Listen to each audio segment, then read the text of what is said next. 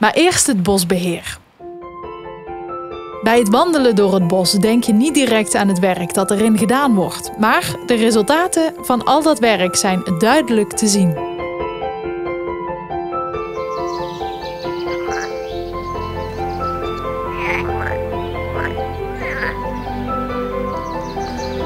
De natuur gaat zijn eigen gang.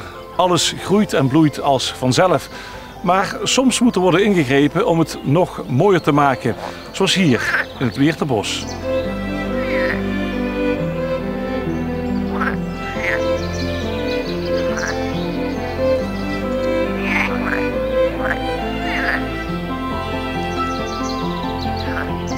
Jos, het Weerterbos lijkt me een bos om als boswachter je vingers bij af te likken.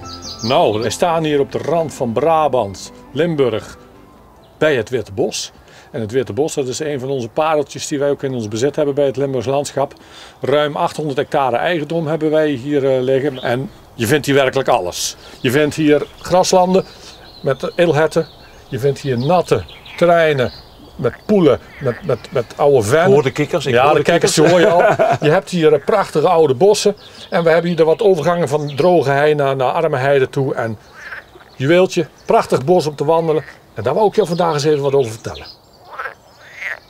Je hebt een verrekijker bij je. Ben je zelfs nog af en toe toerist in eigen bos? Nou, als ik dagen heb dat ik mag, en dan wil ik ook even toerist zijn in ons eigen bos. Dan is het ook het moment om te genieten en even niet naar alle beheervormen te kijken.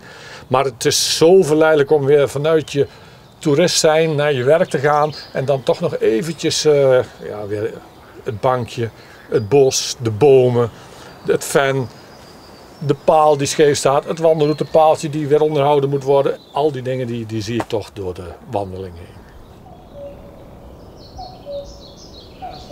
Dat is niet altijd zo nat geweest, hè? Dat is nee. Zo,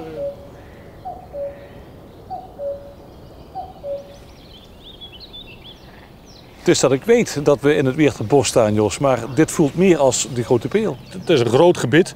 We hebben hier niet alleen maar bossen, maar we hebben hier ook vennen. We hebben hier overgangen naar droge hei toe. En we staan hier aan de rand van een van die vennen die wij een aantal jaren geleden met een prachtig stuk werk natuurherstel hebben opgeknapt. Juweeltje. Hoe komt het zo nat?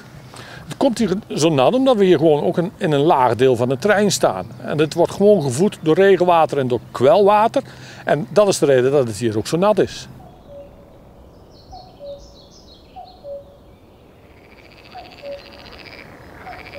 Ik hoor heel veel kikkers, maar ook één koekoek.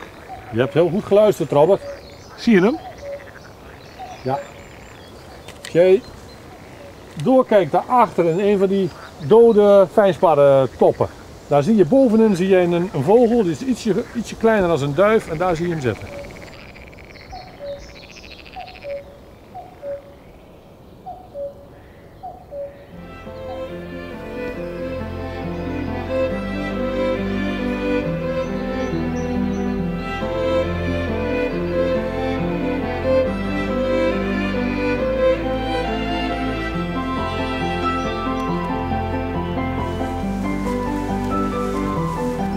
Het natte gedeelte hebben we achtergelaten.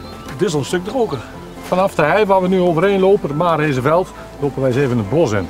Daar moet nog een hoop werk gedaan worden en we stropen de mouwen daar eens eventjes op, Robert. Straks gaan we naar een plek waar heel veel aan moet gebeuren. Hier staat een zogenaamd productiebos met allemaal dezelfde bomen. Deze maken het niet alleen monotoon, ook doods.